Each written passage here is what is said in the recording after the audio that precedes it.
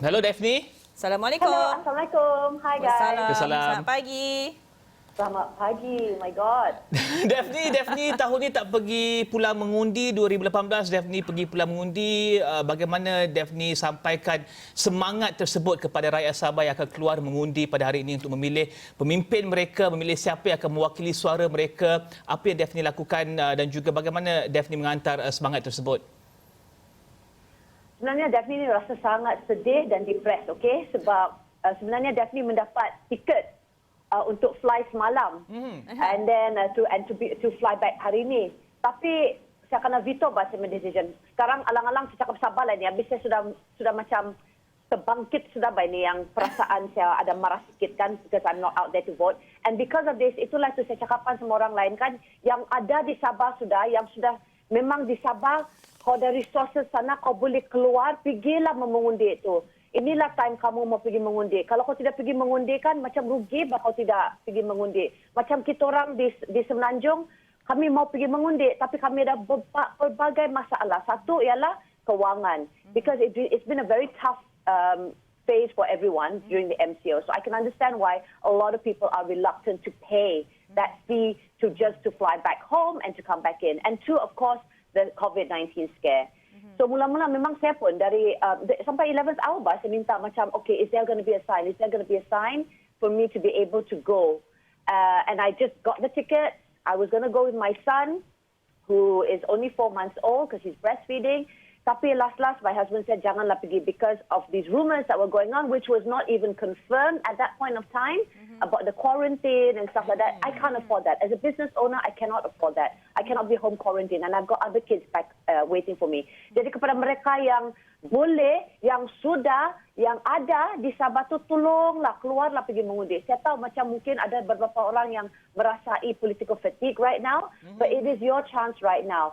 And I would like to make you all think a little bit about, tengok kalau aku punya kandidat tu betul-betul dia buat kerja dia kah? Apa yang dicakapkan 2 tahun lalu kan dia bilang, okay, saya akan buat ini, dia buat kah betul-betul? Kalau dia buat, bagus. Kau kasih on saja dia. Ataupun kalau dia kurang, kalau dia pak turut saja kan, dia pak turut kan menuruti dia punya parti yang dia represent.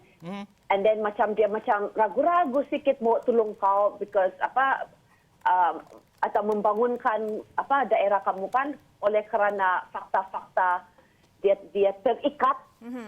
Jadi itu macam kau kena macam think it over lah guys. If you're still a little bit confused about choosing your candidates, I think that's something that that's the first thing I would do if I was there. Okay. Daphne, you were there masa PRU 18. Kita tahu hype masa PRU 18, PRU ke-14 ni. PRU ke-14. 2018 ni masih hype dia masih kita tengok semua orang seronok nak menunaikan tanggungjawab sebagai pengundi is a very exciting time untuk kita semua. Tetapi hanya selepas 2 tahun lebih rakyat di negeri Sabah melalui pilihan raya sekali lagi, apa pandangan macam Daphne ni? Takkah ini macam dirasakan satu cabaran juga sebab you ada tempoh hanya 2 tahun lebih saja untuk mengukur prestasi ADUN ataupun ahli parlimen yang berada di negeri Sabah, dan adakah waktu itu cukup untuk kita buat penilaian untuk mengundi sekali lagi pada 2020 ini? Bagi saya sebab kandidat dalam saya punya daerah tu dia memang bagus. Dari dulu lagi dia memang bagus. Saya kenali dia sebagai seorang individual yang memang bagus dan memang dia murni dia punya niat tu bagus. Jadi that is how I voted the last time. And kenapa saya sanggup juga pergi dengan masa tu ada budak kecil juga sanggup masuk and fly in the morning, fly out at night sebab saya mau tengok tu Bruno Mars. Wednesday punya undi, konsert dan juga undi diadakan pada hari Rabu. Tidak apa, saya pergi juga. And I was very, very vocal about that. Sekarang macam 2 tahun lagi ni macam ala-ala tidak kena kasih chance bah mau tengok kalau okey ke tidak. But at the same time, it's very frustrating. Kasihan, itulah. Saya boleh faham ni. Kenapa utak-utak orang Sabah ni macam, saya malas mau pergi memilih sekarang. Saya malas mau pergi memilih because saya paning. Lompat sini, lompat sana. And then kalau kita ikut ni, nanti dia ikut sana. Because they all ikat bah. You understand or not? Both of them is right now it's either the state government punya ni versus the federal. it's like that. How we see it as Sabahans is the state government punya ni, you're fighting with the state, and the federal government is the other side lah. So they see it. So you guys are fighting, yang kami di tengah-tengah ni macam what's happening with us? You know what I mean?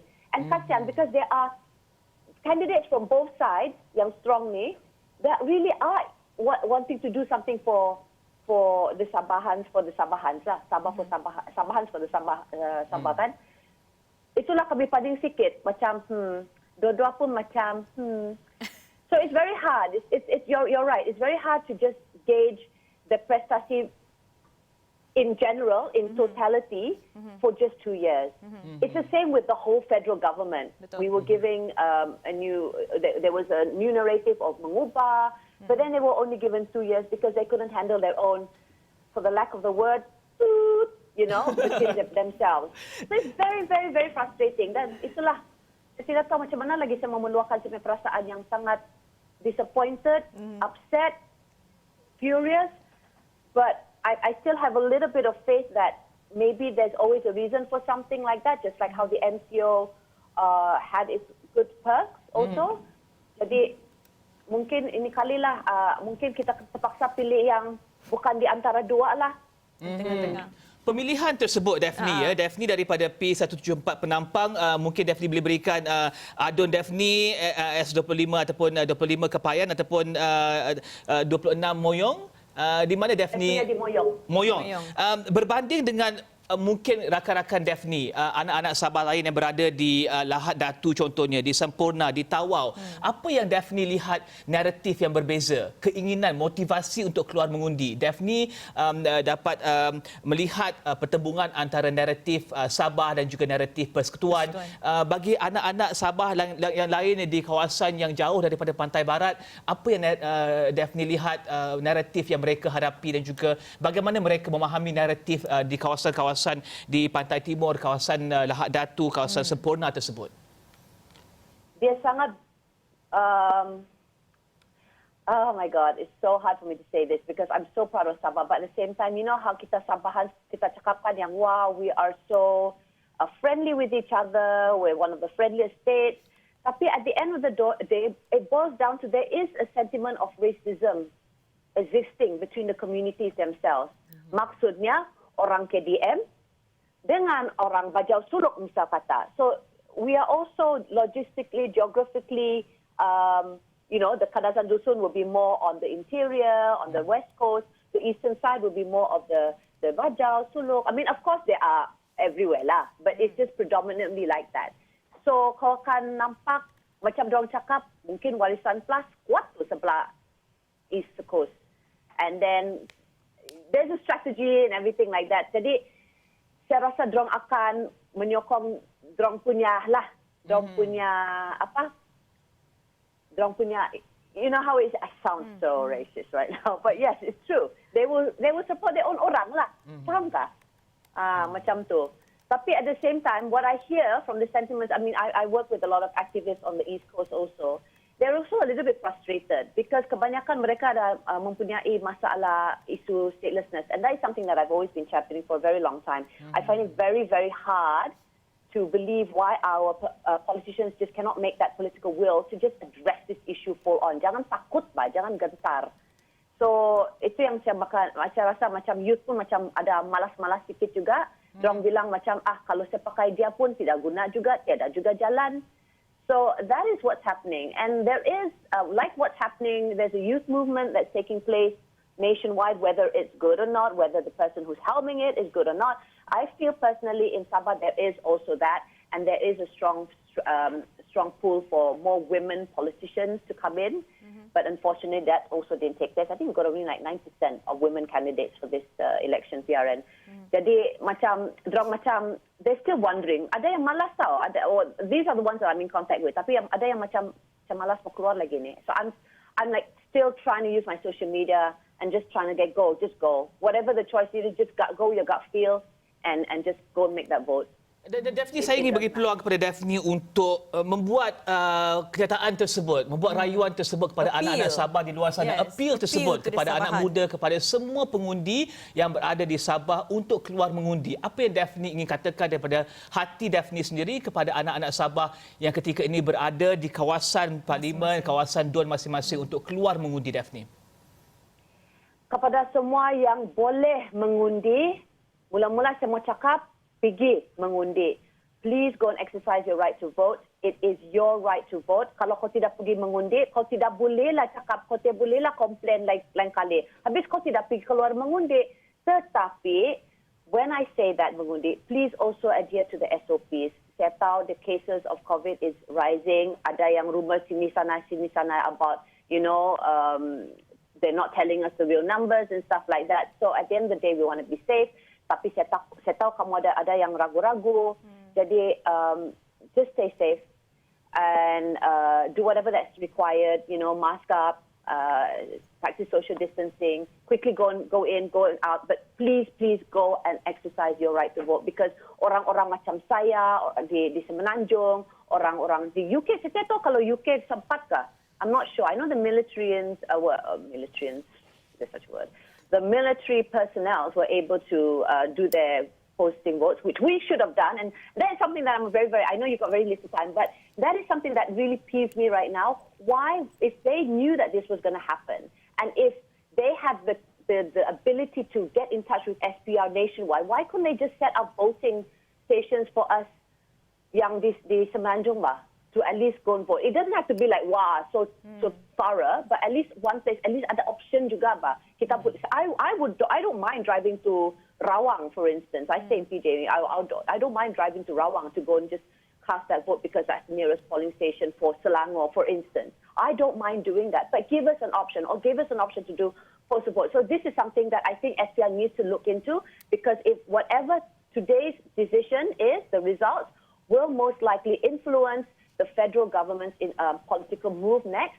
And if there is going to be a snap election nationwide, this is something that everyone has to bear in mind. The SPR has to bear in mind, what is the option now? Can we go online and do it? You have that capacity. We are now all moving towards digital. Let's try and figure that out because we haven't battled this MCO. This pandemic is not over yet, and we have to think about that. So yes, go out and vote. You've got that power to vote. Go and do it. Anak-anak muda. Dan Daphne, ringkas Daphne ya, kenapa pentingnya mengundi ini? Kerana tahun 2018 pada PRU 14 dah buat undian pun ramai yang Daphne katakan rakyat Sabah mungkin ada political fatigue sikit di situ. Tapi kenapa pentingnya kali ini undian ini, satu undi tersebut, apa pentingnya Daphne? Bagi saya yang paling penting kita ni underdeveloped lagi bah. Why is that? Kau kena fikir kenapa macam tu? Kenapa kita terikat juga dengan federal? So I want you all to think about that. Kita boleh berkawan, kita boleh partner, kita boleh support one another. Tapi I think it's high time Sabahan for us to manage our own economical situation in Sabah, and that is why I want you to go out and vote for that person involved that you think would be able to do just that because kamu cinta Sabah. Okey, Daphne, akhir sekali mungkin boleh kita Daphne kongsikan harapan selepas berakhirnya hari ini, selepas kita akan mengetahui siapakah yang akan memimpin kerajaan negeri Sabah ini, apakah perkara pertama yang Daphne harap kerajaan baru ini akan lakukan mungkin untuk menyejukkan sedikit suhu politik yang kesan daripada pergolakan yang berlaku sejak 6 bulan lepas, kita tahu sejak ada di peringkat persekutuan. Harapan Daphne kepada kerajaan baru nanti? Saya rasa yang paling penting bagi saya kerana ini merupakan isu yang paling terdekat dalam hati saya ialah mengenai isu statelessness di Sabah. Okay. It has always been a very highly politicized issue and I think that it should be addressed and someone yang berani kena buat keputusan itu untuk budak-budak yang so innocent bah. Dan ramai orang memikir yang budak-budak stateless ni adalah pendatang tanpa izin, adalah orang yang refugee. Bukan. It's a very complicated matter right now and someone needs to address it. There's been so many times that the government, each government, every time tukar sini tukar sana, they'll say, oh, we'll have a task force. Do it. I don't want a task force yang macam saja-saja just for the sake of making things to appease people. Do it. It takes political will, and we can do it. And also one more thing is the security of Sabah. I think that is sangat-sangat penting. Right now, it's a very heated issue mengenai the claims from Philippines that Sabah is Philippines. So I think the safety of Sabah needs to be really looked into, and those two issues: safety, security, as well as the issue of statelessness Okey. in Sabah. Boleh bakal kau, Daphne. Terima Boleh? kasih. Baik, Terima kasih. Terima Thank you, kasih guys. banyak-banyak Thank you. atas masa yang diluangkan untuk liputan kami Sabah Memilih jam ini.